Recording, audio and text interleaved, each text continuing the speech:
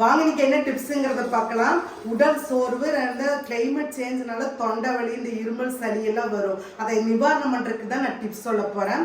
பாருங்க, கொத்துமல்லி ஒரு 1/2 ஸ்பூன் கொத்தமல்லி நல்லா நுணுக்கி வச்சிருக்கிறேன். இது சுக்குத்தூள், இது ஏலக்காய், இது மிளகு, இது கருப்பட்டி. முதல் இதை நாளையும் பாருங்க, தண்ணி 1 டம்ளர் தண்ணி நல்லா வச்சுட்டேன். இதை நாளையுமே போட்டுக்கலாம். நல்லா கொதிக்க விடலாம். பாருங்க, நல்லா கொதிச்சிருச்சு. எல்லா எசன்ஸையும் நல்லா இறங்கிருச்சு. இப்போ கருப்பட்டி போட்டு நல்லா இன்னொரு கொதி பாருங்க, நல்லா கொதிச்சு வடிகட்டியாச்சு. இது நம்ம டெய்லியுமே குடிக்கிறதுனால நம்மளுக்கு உடம்புக்கு நல்லது தான்.